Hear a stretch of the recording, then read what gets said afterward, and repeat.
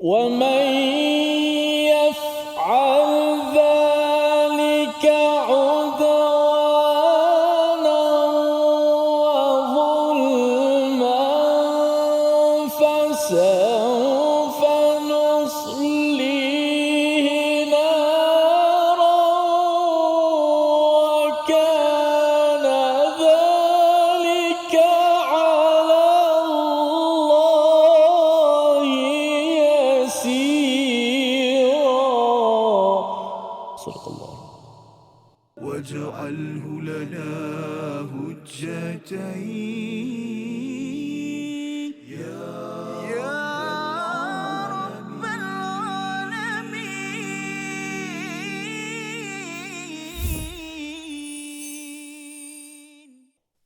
Assalamualaikum warahmatullahi wabarakatuh. Alhamdulillah wassalatu wassalamu ala Rasulillah wa ala alihi wa sahbihi wa mawalah, amma ba'. Apa khabar semua para penonton yang dimuliakan? Alhamdulillah, kita syukur pada Allah Subhanahu wa taala pada saat dan ketika ini kita dapat bertemu kembali dalam My Quran Time, Quran, Salat dan Infak, dalam kita mendalami lagi sambungan daripada ayat yang ke-30 pada hari ini yang telah kita mukaddimahkan pada permulaan sebentar tadi, insya-Allah.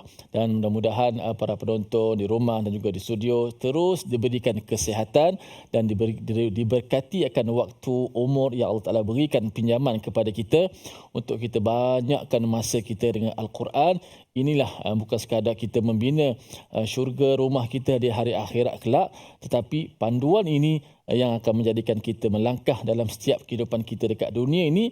Ada dia punya kompas dia, ada dia punya peta yang betul. Sudah pastilah Al-Quran yang tidak akan sesat selagi mana kita berpegang betul-betul dengan Quran dan juga sunnah Nabi kita Muhammad sallallahu alaihi wasallam yang telah berjuang bermati-matian kepada kita semua 23 tahun membawa inilah yang walaupun Rasulullah dah wafat tetapi Al-Quran ada di sisi kita pada hari ini. Alhamdulillah, sekali lagi bersama dengan pentadabbur ilmuwan kita yang berbahagia Profesor Madya, Dr. Ahmad Sanusi bin Azmi. Apa khabar Doktor? Alhamdulillah sihat. Bagaimana Doktor melihat ayat pada hari ini? Wah, sambungan semalam. Kita akan sambung beberapa ayat hari ini, insya-Allah 3 lagi. Tiga lagi Sampai ayat yang ke-32. Menarik juga perbincangan kita pada hari ini, insya-Allah. Baik, alhamdulillah. Doktor, tanpa melengahkan masa, kita persilakan Fadil Doktor untuk memulakan dengan sinopsis dan juga pengajian kita pada hari ini. Baik, terima kasih Ustaz Tirmizi kita. Assalamualaikum warahmatullahi wabarakatuh. Alhamdulillahirabbil alamin wassalatu wassalamu ala asyrafil anbiya'i wal mursalin sayyidina Muhammadin wa ala alihi wa ashabihi ajma'in, amma ba'd.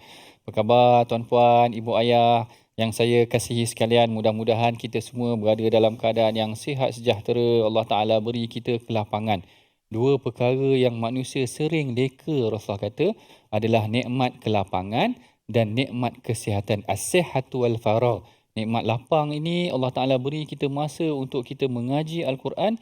Ini adalah sebaik-baik pengisian yang kita lakukan. Masa lapang kita dahulukan dengan wahyu, kita teliti wahyu yang Allah Taala berikan kepada Rasulullah sallallahu alaihi wasallam. Insya-Allah hari ini kita akan sambung pengajian kita. Kalau semalam kita masuk perbincangan 27, 28 dan 29, hari ini kita tambah 3 lagi ayat, iaitu ayat 30, 31 dan 32. Oleh itu tuan-puan, mari sama-sama kita perhatikan sedikit sinopsis pengajian kita pada hari ini untuk ayat yang ke-30, 31 dan 32. Dalam ayat yang ke-30 kita akan membicarakan mengenai tentang ancaman agar tidak berbuat kezaliman dan penganiayaan. Manakala ayat ke-31, peringatan menjauhi dosa-dosa besar dan penghapusan dosa-dosa kecil. Ayat ke-32, perbincangan mengenai tentang larangan iri hati dengan anugerah orang lain dan saranan memohon doa. 3 perkara ni perkara yang penting, perkara yang berbeza-beza. Larangan buat zalim, yang kedua kita menjauhi dosa besar dan kecil, dan yang ketiganya kita jangan iri hati dengan kelebihan yang Allah Taala berikan kepada orang lain. Sebelum kita masuk perbincangan yang lebih mendalam, mari sama-sama tuan-puan kita bacakan dahulu ayat yang akan kita pelajari pada hari ini yang akan dipimpin oleh Ustaz Tirmizi. Kita silakan Ustaz. A'udzubillahi minasyaitanir rajim. ومن يفعل ذلك عدوانا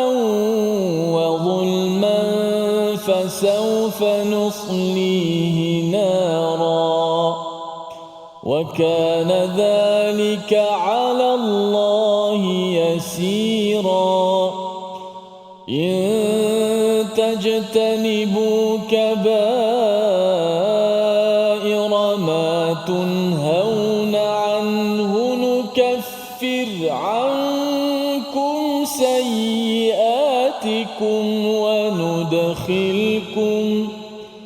وندخلكم مدخلا كريما ولا تتمنوا ما فضل الله به بعضكم على بعض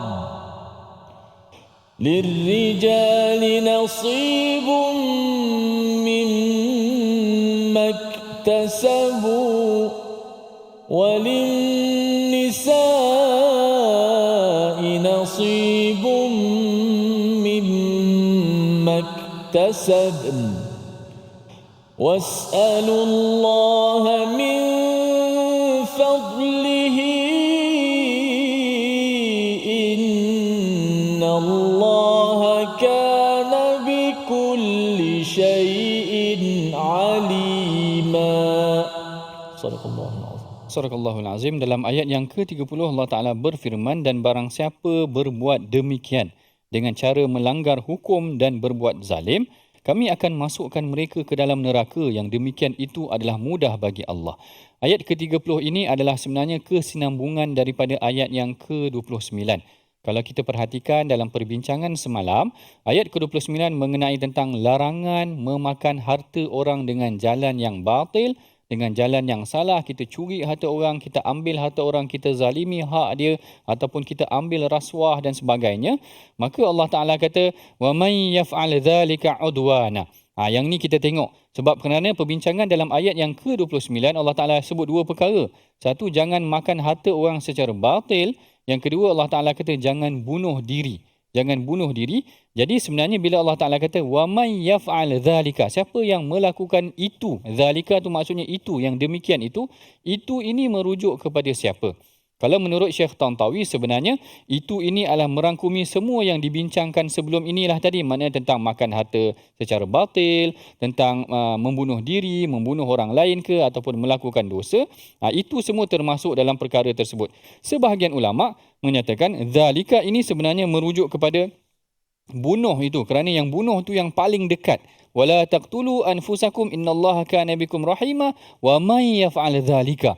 Sebahagian ulama ada yang menyatakan itu tu sebenarnya merujuk kepada kes bunuh itu, sama ada bunuh diri, bunuh orang lain, ataupun melakukan maksiat macam perbincangan kita sebelum ini. Tetapi secara umumnya siapa yang melakukan demikian semua itu secara udwanan, iaitu secara melanggar hukum. Perhatikan di sini, udwan ini kalau kita belajar dari aspek bahasa, ambil daripada perkataan adawa, iaitu memusuhi. Seakan-akan orang yang melanggar hukum Allah ni macam memusuhi Allah pula kan. Mana macam tu? Kita dah letakkan satu undang-undang dalam universiti. Kita dah letakkan satu undang-undang dalam negara. Tiba-tiba orang lawan undang-undang tersebut, seakan-akan dia memusuhi orang yang meletakkan undang-undang tersebut. Sama macam ini Allah Ta'ala gunakan udwanan kerana pembangkangan ataupun diterjemahkan dengan cara melanggar hukum. Seakan-akan kita yang melanggar hukum, Allah Ta'ala kata jangan berzina, kita seronok pula berzina. Kita musuh dengan Allah ke sebenarnya? Sebab Allah Ta'ala dah letakkan garis panduan tu. Kemudian Allah kata wa zulman, dan melakukan kezaliman. Orang yang melakukan apa yang Allah Ta'ala larang, dua perkara dia buat. Pertama, seakan-akan dia memusuhi apa yang telah digariskan oleh Allah dan Rasul. Yang kedua, sebenarnya dia bukan sahaja menzalimi orang lain, sebenarnya dia menzalimi diri dia sendiri. Sebab tu kalau perbincangan ayat sebelum ini yang kita kata wala taqtulu anfusakum, salah satu tafsirannya adalah jangan kamu bunuh diri itu dengan melakukan maksiat. Orang mungkin akan tanya, yang ni pandangan Al-Imam Ibn Kathir. Al-Imam Ibn Kathir kata bunuh diri itu macam melakukan maksiat. Macam mana melakukan maksiat boleh bunuh diri? Sebagai contoh, orang yang berzina. Bila dia berzina, mungkin dia akan ditimpa penyakit. Bila dia timpa penyakit, bukankah dia sebenarnya membinasakan diri dia? Bahkan dia akan membunuh diri dia. Kalau dia terkena AIDS ke, kalau dia terkena HIV ke, perkara-perkara sedemikian, sebenarnya membunuh ataupun membinasakan jiwanya. Kalau dia melompat pagar rumah orang nak mencuri, memang dia tak kata dia membunuh orang tu, tetapi sebenarnya bila dia melakukan kezaliman ataupun dia melakukan maksiat itu seakan-akan dia mendedahkan diri dia kepada kebinasaan yang akan membawa kepada terbunuhnya diri dia itu sendiri. Jadi Allah Ta'ala kata mereka yang melakukan zalika udwanan wa zulma, Allah Ta'ala kata fasaufa nuslihi nara, kami akan berikan dia azab neraka. Dua kali kebinasaan kita. Kat dunia pun dah binasa kerana buat jahat, buat salah. Kat akhirat pun kita kena kebinasaan juga sekali. Ini yang kita bimbang. Wa kana 'ala Allahi wa kana dzalika 'ala Allah yasira, dan untuk menentukan hukuman itu sangat mudah bagi Allah. Tetapi Allah Ta'ala sebut dah ayat sebelum tu, innallaha kana bikum rahima, Allah Ta'ala sangat penyayang. Allah Ta'ala tak nak buat sedemikian. Tapi kalau Allah Ta'ala nak buat, benda tu sangat mudah untuk Allah Subhanahu Wa Ta'ala. Ini peringatan buat diri kita. Menjauhkan diri kita daripada perkara maksiat. Menjauhkan diri kita daripada mengambil hak orang secara salah. Menjauhkan diri kita daripada membinasakan diri kita sendiri. Bunuh diri ke, buat perkara-perkara yang diharamkan oleh Allah Ta'ala. Ini semua sebenarnya akan menunjukkan manusia itu melanggar apa yang telah Allah Ta'ala berikan kepada mereka, seakan-akan bermusuh dengan Allah dan menzalimi diri mereka sendiri. Ini sedikit perbincangan daripada ayat yang ke-30. Kita berehat dahulu seketika. My Quran Time, Quran, Salat, Infak. واجعله لنا هجتين يا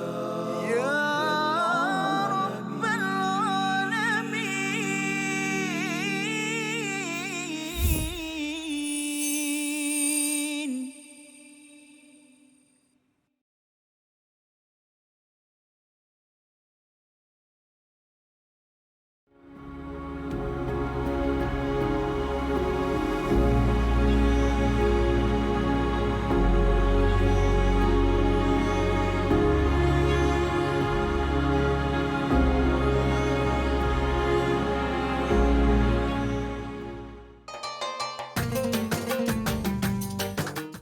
اقرأ باسم ربك الذي خلق.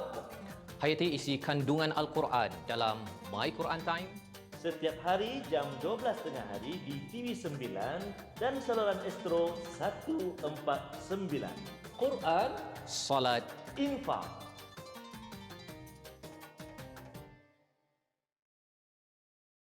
منهما جاهينا وارزقنا تلاوته.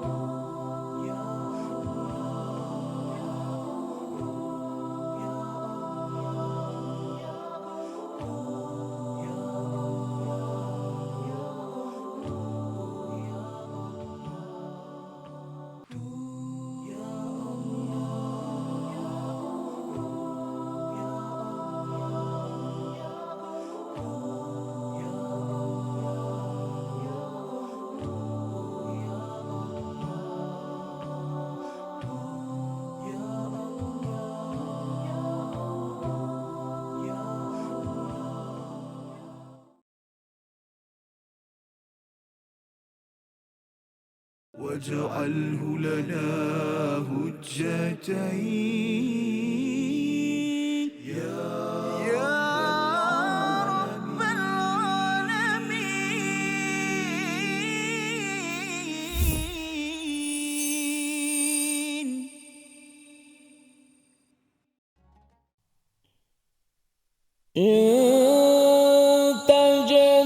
تجتنبوا كبائر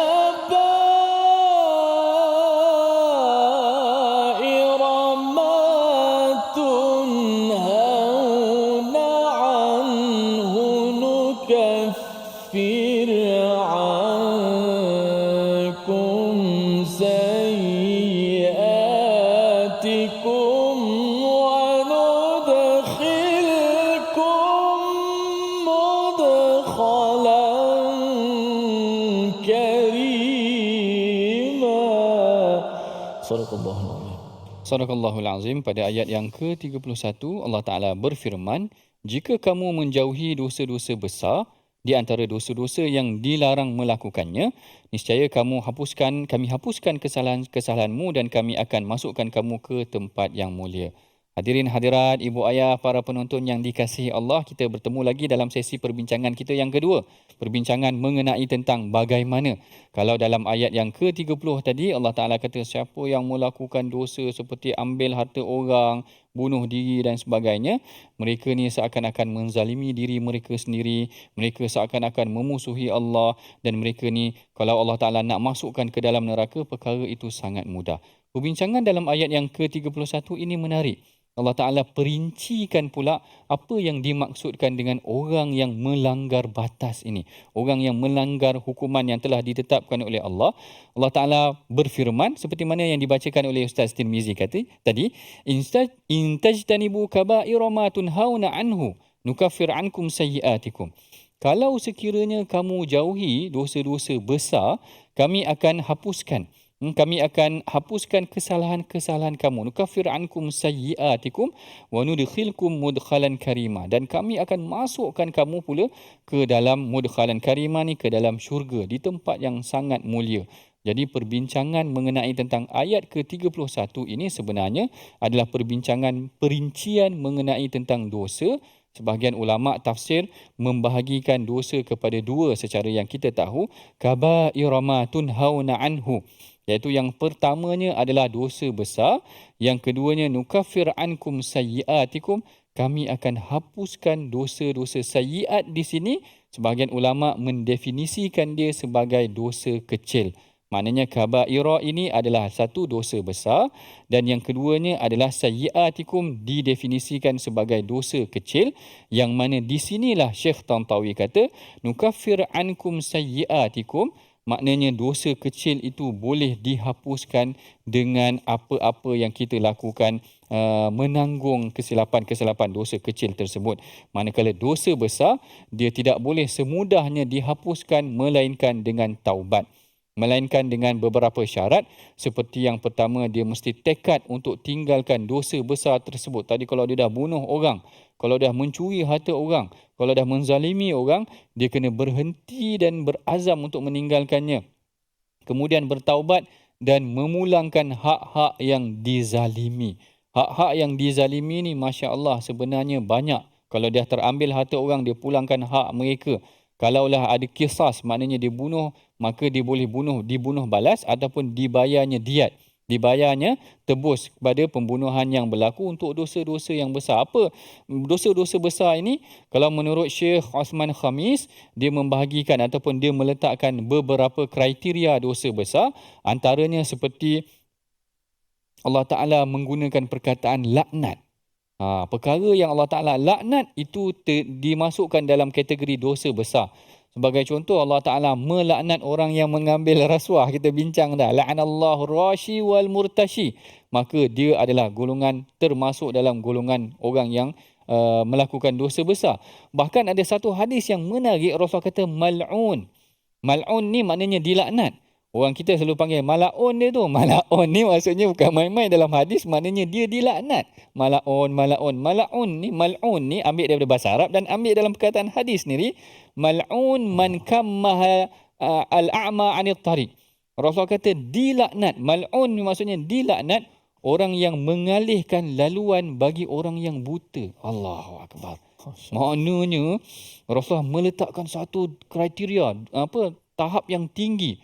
Orang yang menzalimi orang lain sebenarnya boleh dilaknat. Termasuklah menzalimi orang OKU. Kadang-kadang kita main ambil mudah Ustaz. Kalau kita tengok pernah viral dalam Facebook, orang parking motor dekat tempat OKU katakan. Bila OKU tu nak lalu tak boleh. Kan OKU ni dia ada laluan khas dia yang tongkat dia tu boleh tahulah tempat laluan dia. Ada orang park motor kat situ. Sebenarnya itu termasuk dalam hadis. Rasulullah kata mal'un, dia nak orang yang parking motor tu mengalihkan laluan. Kalau dia terjatuh longkang, siapa yang maknanya macam tu kan. Mudarat buat diri dia sendiri. Itu sebenarnya adalah kriteria ataupun ciri-ciri dosa besar. Bila Allah dan Rasul kata perkara itu dilaknat. Satu. Yang keduanya termasuk dalam dosa besar kalau Allah Ta'ala bagi ancaman yang sangat keras. mereka akan masuk ke dalam neraka selama-lamanya. Ada disebut juga dalam hadis yang mana Rasulullah SAW kata, man taradda min jabalin, siapa yang mencampakkan dirinya daripada bukit, qatala nafsahu, dia untuk dia bunuh diri dia, maka fahuwa fi nari jahannam khalida. Rasulullah kata dia akan masuk dalam neraka selama-lamanya. Ini sebenarnya ancaman yang berat. Cuma Allah Ta'ala yang menentukan sama ada bagaimana kriteria ataupun kategori dia akan kekal dalam neraka atau sebagainya. Tapi nak ceritanya Rasulullah SAW meletakkan satu sifat yang ancaman yang berat bagi orang yang bunuh diri, mana orang yang menusuk dirinya dengan pedang pun Rasulullah menganggap mereka akan kekal dalam neraka juga. Begitu juga sekiranya Rasulullah memberikan sign, tanda-tanda yang menunjukkan dosa itu dosa yang berat seperti mana yang kita bincangkan sebelum ini, Rasulullah tak solat kepada mereka yang mengambil harta secara haram itu tadi, mengambil harta rampasan perang. Rasulullah kata, sallu ala sahibukum, kamu sahajalah yang sembahyang ke atas kawan kamu. Dalam sebuah riwayat yang lain, atan Nabi SAW birajulin, Rasulullah didatangkan dengan seorang lelaki yang faqatala nafs, dia telah bunuh dirinya, maka falam yusalli alaihi, Rasulullah tak salat ke atas dia. Allahu akbar. Ini tiga, sama ada dia dilaknat ataupun dia diberikan ancaman yang berat, macam dia akan dimasukkan ke dalam neraka dengan siksaan yang teruk. Dan kemudian Rasulullah menunjukkan ciri-ciri ataupun tanda-tanda dia ni telah melakukan dosa besar. Dosa besar memang kena bertaubat, memang kena memohon keampunan daripada Allah Ta'ala, memulangkan hak yang dizalimi dan berusaha untuk meninggalkan dan berusaha untuk melakukan kebaikan. Manakala dosa kecil yang Allah Ta'ala sebutkan, sebab tu Syekh Tantawi dia bahagi, tengok Allah Ta'ala kata, in tajtanibu kaba'ira ma tunhauna anhu, dia kata okey, ni satu part. Ini adalah part cerita tentang dosa besar. Manakala dia kata nukaffir ankum sayyiatikum adalah part mengenai tentang dosa kecil. Ini pembahagian yang diberikan oleh Syekh Tantawi. Dosa kecil boleh dilakukan sama ada dengan azam untuk meninggalkan, sama juga azam untuk meninggalkan perkara tersebut. Kita bertaubat dan kita cover dengan amal soleh yang sangat banyak. Innal hasanat yuzhibnas sayyiat. Amalan kita yang banyak akan menghapuskan dosa-dosa kita yang banyak tu tadi. Kan kita cerita dah dalam hadis, sebenarnya banyak pahala-pahala yang Allah Ta'ala boleh berikan kita, mengampunkan dosa kita, menghilangkan segala dosa-dosa kecil yang kita lakukan dengan kebaikan yang kita lakukan, dengan zikir-zikir yang mudah, subhanallahil azim, subhanallah wa bihamdi, zikir-zikir yang ringan tetapi berat boleh menghapuskan dosa kita. Bacaan Al-Quran kita boleh menghapuskan dosa kita. Solat sunat kita boleh menghapuskan dosa kita.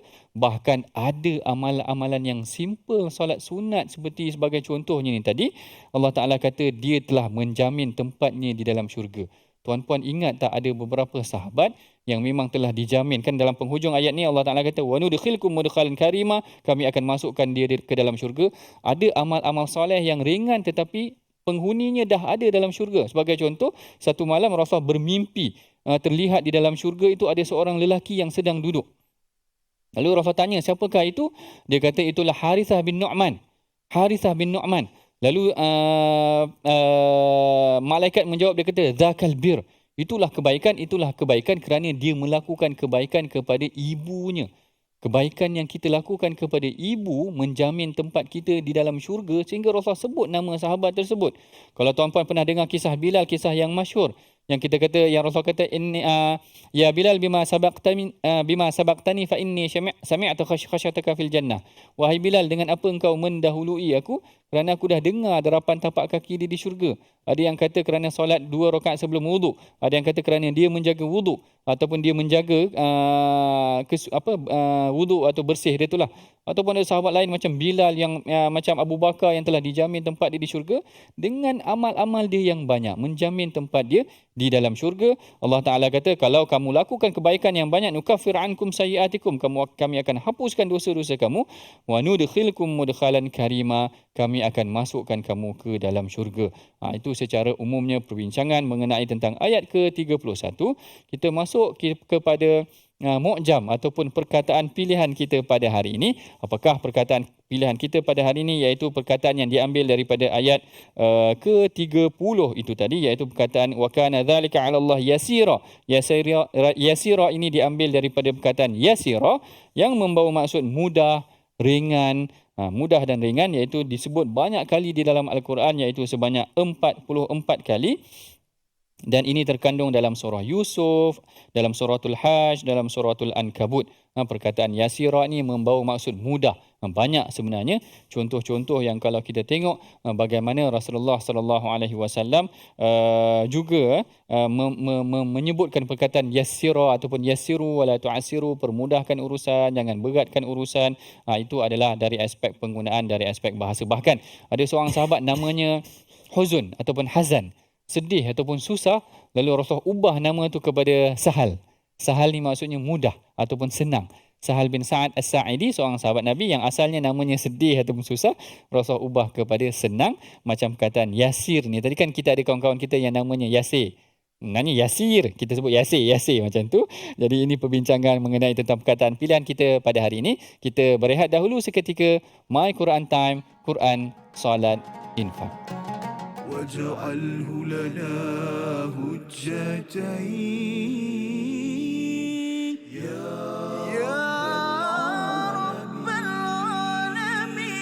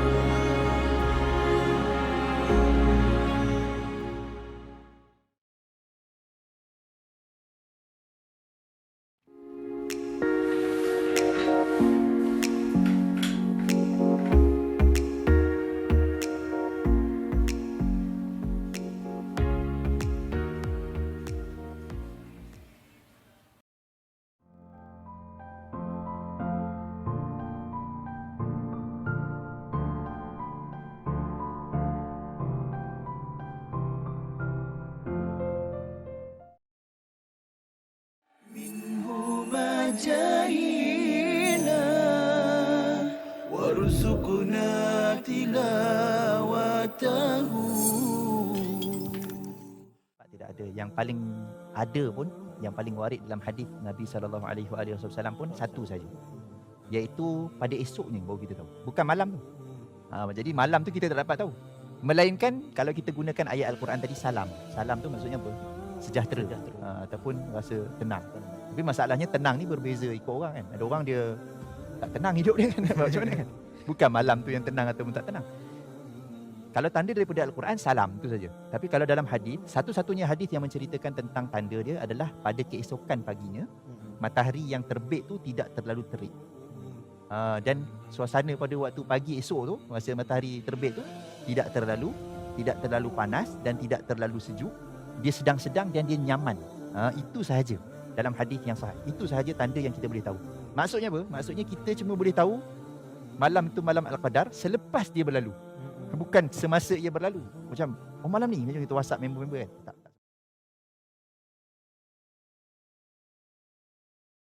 واجعله لنا هجتين يا رب العالمين.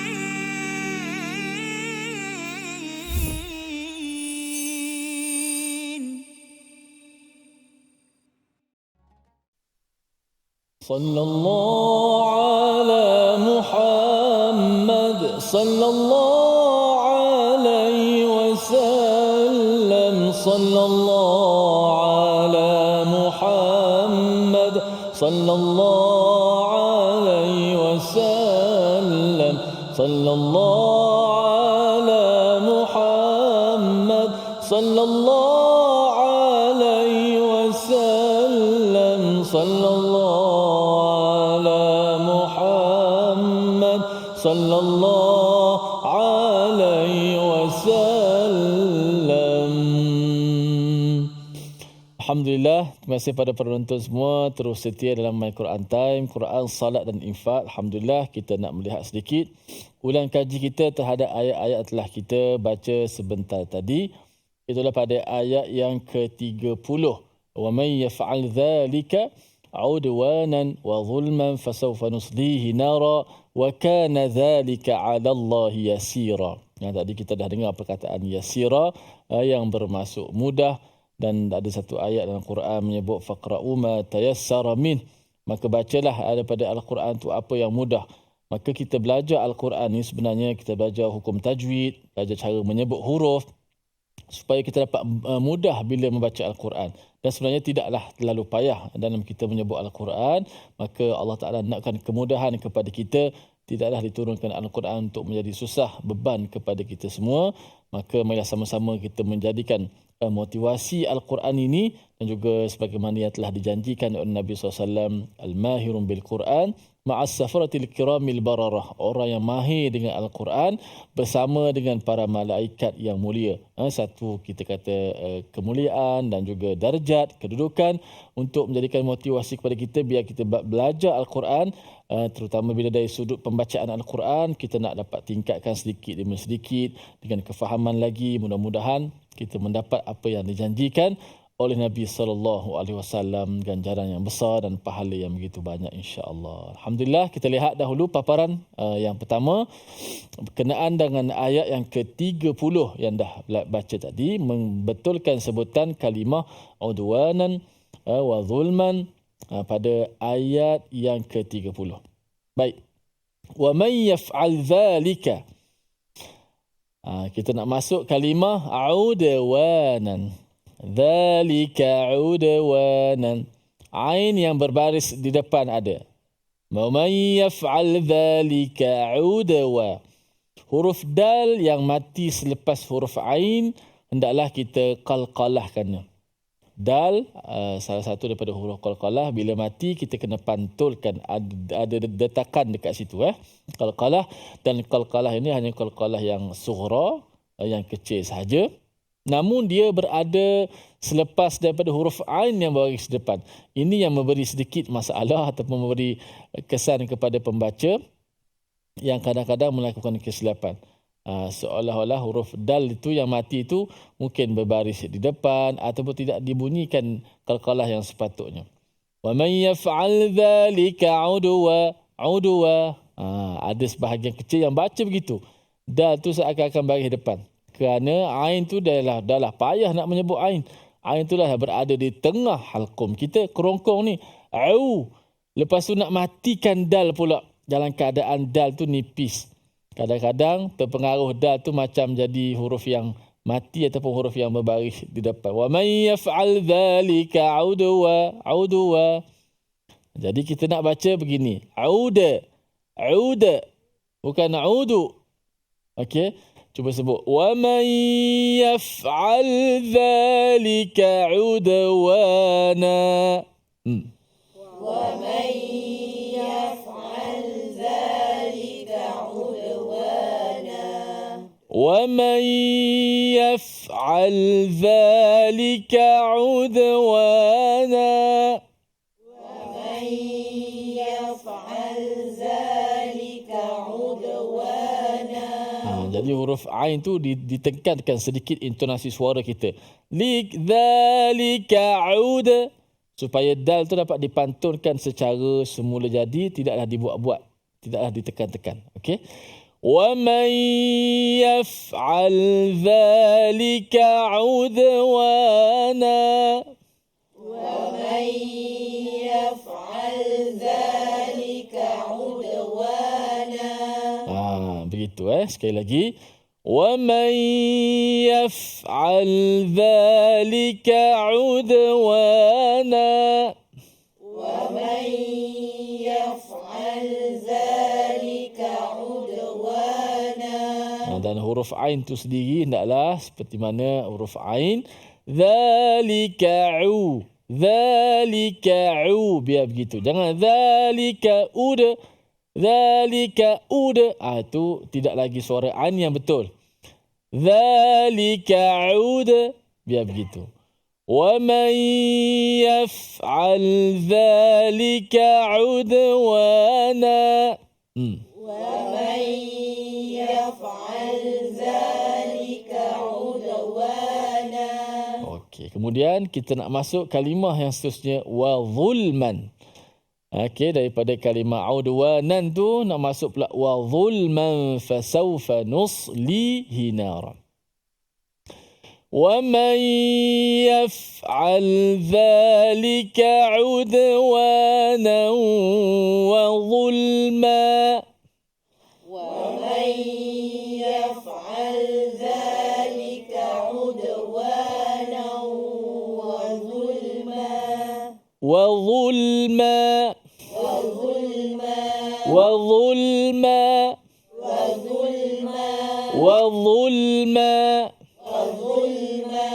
Lam yang datang selepas huruf dha yang berbaris di depan.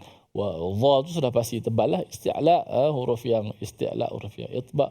Dhu ditebal. Dhu tebal. Wa dhu. Tetapi lam tidak boleh kita masukkan ke dalam dha dengan tebalnya. Wa dhul. Tak nak bunyi macam tu. Wa dhulma wa dhul. Biar dha sahaja yang tebal. Bila lam kita nipiskan. Macam mana? Wa dhul. Lam yang bunyi l itu nipis. L itu lam nipis. Kalau l itu lam yang tebal. Okey, lam tebal hanya pada lafaz al-jalalah. Allah, qalullah, kan? So, mana tadi? Wa dhul, nipiskan lam. Jangan wa dhulma, tetapi kita baca wa dhulma. وَمَنْ يَفْعَلْ ذَلِكَ عُدْوَانًا وَظُلْمًا ومن يفعل ذلك عدوانا وظلما. Okey. وَمَنْ يَفْعَلْ ذَلِكَ عُدْوَانًا وَظُلْمًا فَسَوْفَ نُصْلِيهِ نَارًا. يفعل ذلك عدوانا وظلما فسوف نصليه نارا. فسوف نصليه نارا. فسوف نصليه نارا. فسوف نصليه نارا. فسوف نصليه نارا. نصليه نصليه نصليه. Dia bunyi sa agak kuat sikit ya. Sebagaimana kita fasau as us nus. Cuma bezanya sa dengan sin, sa tebal saja. Okey. Fasawfa nuslihi nara. فسوف نصليه نارا. ومن يفعل ذلك عدوانا وظلما فسوف نصليه نارا. ومن يفعل ذلك عدوانا وظلما فسوف نصليه نارا. وكان ذلك على الله يسيرا. وكان ذلك على الله يسيرا. وكان ذلك على الله يسيرا. وكان ذلك على الله يسيرا. Perpindahan antara kaf dan ain itu. Dzalika 'ala Allah. Wa kana dzalika 'ala Allah yasira. وكان ذلك على الله يسيرا. وكان ذلك على الله يسيرا. وكان ذلك على الله يسيرا. Moga-moga Allah Subhanahu Wa Taala mempermudahkan urusan kita, Al-Quran kita, dipermudahkan urusan harian kita dengan asbab ataupun dengan keberkatan Al-Quran dan dicahayakan kehidupan kita dengan keberkatan daripada Al-Quran. Nak berehat seketika, jangan ke mana-mana. Kita kena kembali selepas ini, ada lagi ayat untuk sama-sama kita dengar dan tadabbur. واجعله لنا هجتين يا رب العالمين.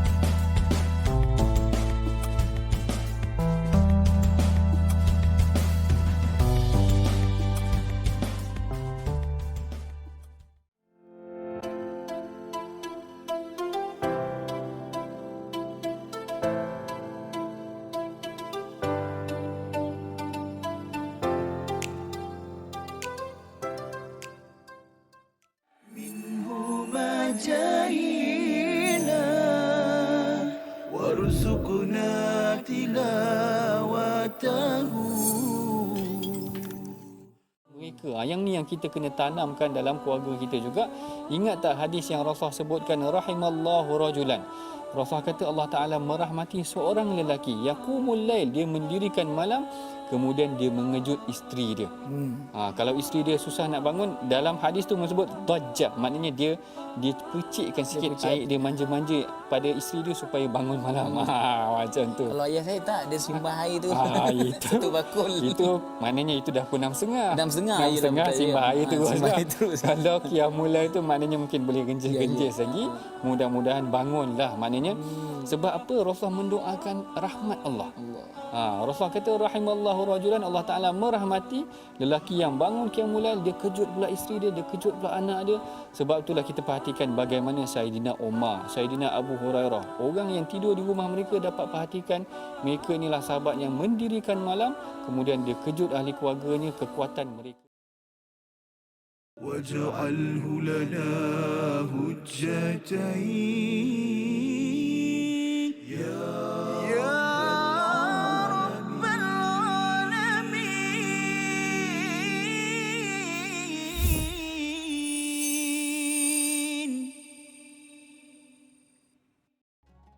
Alhamdulillah, bertemu kita lagi dalam rancangan My Quran Time, Quran, Salat dan Infak. Kita baru sahaja selesai bersama dengan Ustaz Tirmizi kita dalam ulang kaji pengajian tajwid kita, yang mana secara praktikalnya kita membacakan ayat-ayat yang dibimbing oleh Ustaz Tirmizi sendiri, yang mana suka untuk saya ingatkan kepada tuan-puan, ibu ayah mengenai tentang kepentingan mempelajari tajwid ini agar bacaan kita tepat seperti mana yang disebutkan ataupun disampaikan sendiri oleh Rasulullah sallallahu alaihi wasallam, agar tidak lari maknanya. Bacaan-bacaan yang salah mungkin menyebabkan bacaan tersebut lari maknanya, bercanggah dengan apa yang sebenarnya dimaksudkan daripada ayat tersebut. Jadi memang pentinglah kita belajar mengenai tentang pengajian bacaan Al-Quran itu sendiri.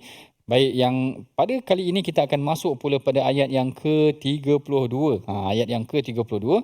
Kalau ayat yang ke-30 kita dah bincang bagaimana mereka yang melakukan perkara yang dilarang oleh Allah mengenai tentang ambil harta orang dan membunuh ini, Allah Ta'ala akan menempatkan mereka ke dalam neraka. Kemudian Allah Ta'ala perincikan pula mengenai tentang dosa besar dan dosa kecil, dan kemudian Allah Ta'ala ceritakan pula Allah Ta'ala beri manusia ni macam-macam kelebihan.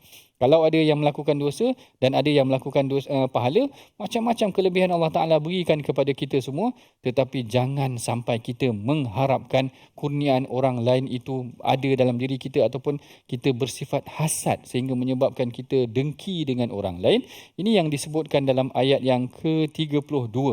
Dalam ayat yang ke-32, Allah Ta'ala berfirman, dan janganlah kamu iri hati terhadap kurniaan yang telah dilebihkan oleh Allah kepada sebahagian kamu atas sebahagian yang lain, kerana bagi lelaki ada bahagian daripada apa yang mereka usahakan, dan bagi wanita ataupun perempuan ada bahagian yang mereka usahakan. Yang ini sebenarnya Kalau dalam banyak tafsir, bagi contoh Syekh Tantawi menyebutkan, dia kata ada background story dia, ada latar belakang kisah dia, yang mana kisah ini adalah apabila Sayyidatina Ummu Salamah. Saya kira sebenarnya Sayyidatina Ummu Salamah ni orang yang critical thinking, orangnya very critical, kerana dia pernah menyebutkan kepada Rasulullah sallallahu alaihi wasallam, yang ni yang disebutkan daripada asbabun nuzulnya seperti diriwayatkan oleh Imam Ahmad dan Imam Tirmizi. Dia kata qalat Ummu Salamah, Ummu Salamah tanya kepada Rasulullah, ya Rasulullah, yaghzur rijal, wahai Rasulullah, orang lelaki ni dia pergi perang. Wala naghzu, dan kami orang perempuan tak dapat nak pergi perang, macam tu. Walana nisfu al-mirath, dan kemudian pula kami dapat sebahagian sahaja, separuh sahaja daripada miras.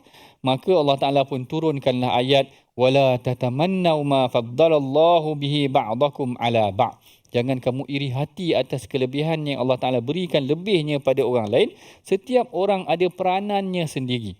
Kalau tuan-puan nanti masuk dalam suratul Ahzab ataupun dalam MQT yang pertama dulu, kita dah masuk dalam suratul Ahzab.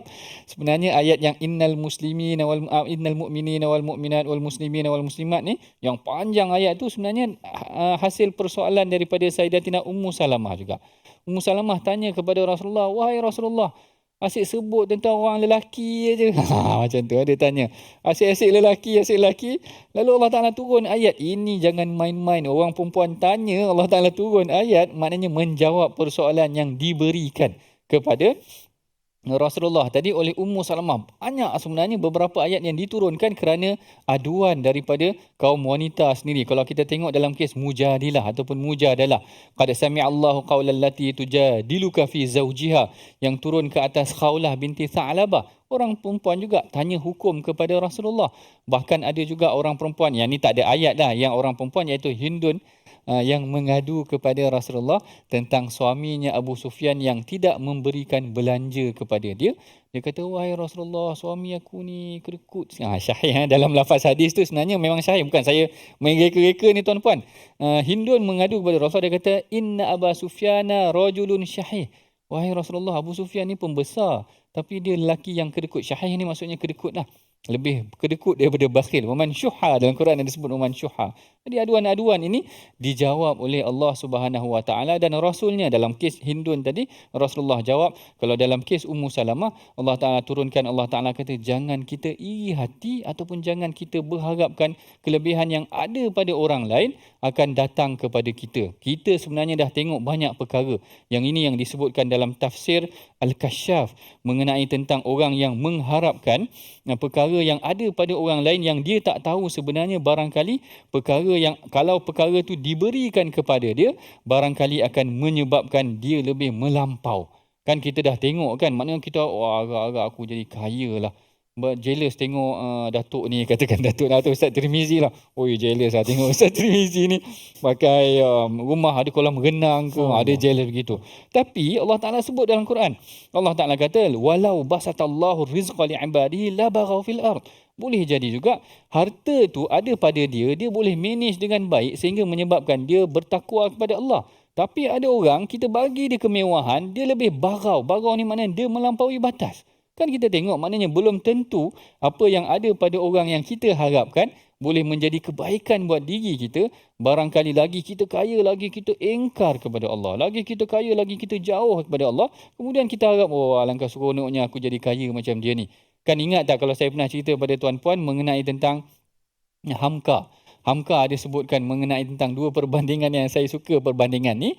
Dia kata seorang lelaki bos yang duduk dalam kereta Mercedesnya, dibawa oleh driver dia, duduk dalam kereta aircon dia, lalu di tepi sawah ataupun bendang, lalu dia ternampak petani sedang makan dengan anak-anak dia. Lalu dia kata, alangkah seronoknya kalau aku jadi macam petani tu, ada masa dengan anak-anak, bermain dengan anak-anak dan sebagainya, makan dengan anak-anak.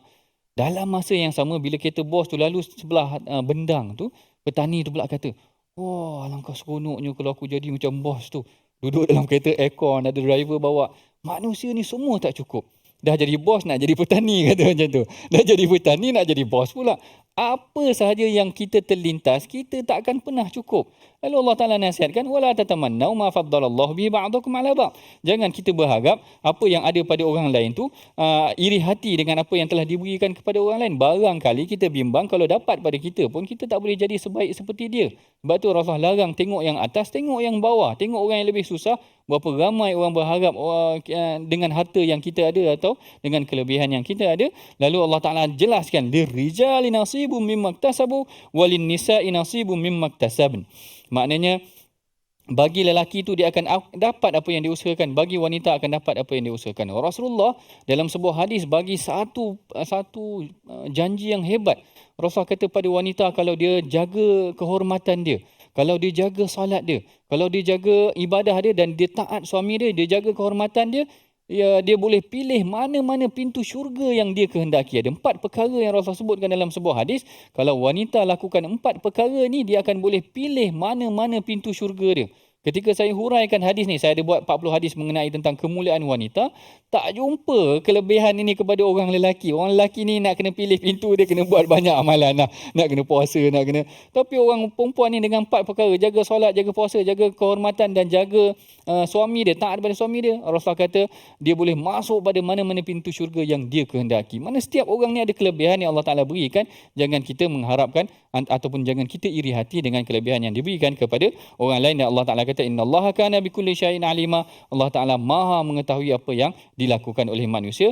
Itulah sedikit sebanyak pengajaran yang boleh kita pelajari daripada pengajian kita, daripada ayat yang ke-30 sampai 32. Mari sama-sama tuan-puan kita bacakan resolusi daripada pengajian kita pada hari ini, insya-Allah. Yang pertama iaitu mengenai tentang kita tidak melanggar hak orang lain dengan bertindak secara zalim. Yang kedua, kita berusaha menjauhkan diri daripada melakukan semua jenis dosa, dosa besar atau dosa kecil. Dan ketiga, kita berdoa dengan ikhlas untuk mencapai harapan, suatu harapan dan pengharapan yang telah diberikan kebaikannya oleh Allah Subhanahu Wa Taala. Insya-Allah kita tangguhkan pengajian kita dengan bacaan doa yang akan dipimpin oleh Ustaz Tirmizi, insya-Allah. Silakan Ustaz. Bismillahirrahmanirrahim. Alhamdulillah wassalatu wassalamu ala Rasulillah. Allahumma inna nas'aluka fi'lal khairat wa tarkal munkarat wa hubbal masakin wa an taghfir lana wa tarhamana wa idza aradta fitnatan fi qaumin faqbidna ilayka ghayra maftunin. Allahumma arhamna bil Qur'an waj'alhu lana imaman wa nuran wa hudan wa rahmah. Allahumma dhakkirna minhuma nusina wa 'allimna minhuma jahilna warzuqna tilawatahu ana al-laili wa atraf an-nahar على الوجه الذي يرضيك عنا واجعله لنا حجة يا رب العالمين وصلى الله وسلم وبارك على محمد والحمد لله رب العالمين. Alhamdulillah.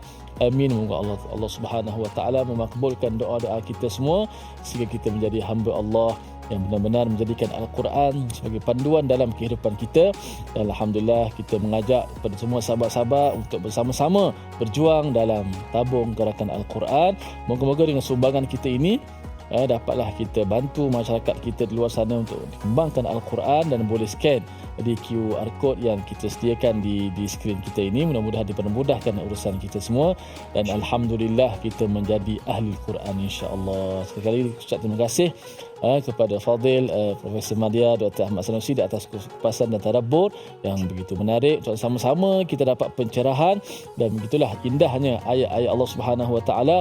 Makin kita belajar, makin kita ulang, makin kita mendapat kebaikan, dapat ilmu daripada Allah Subhanahu Wa Taala bekalkan kepada kita, dan mudah-mudahan kita mendapat ilmu yang bermanfaat untuk kita amalkan dalam kehidupan kita. Sehingga kita bertemu lagi dalam siri yang akan datang dalam My Quran Time, Quran, Salat dan Infak. Assalamualaikum warahmatullahi wabarakatuh.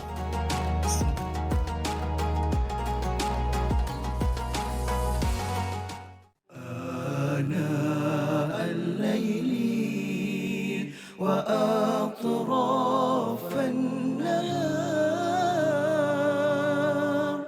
واجعله لنا هجتين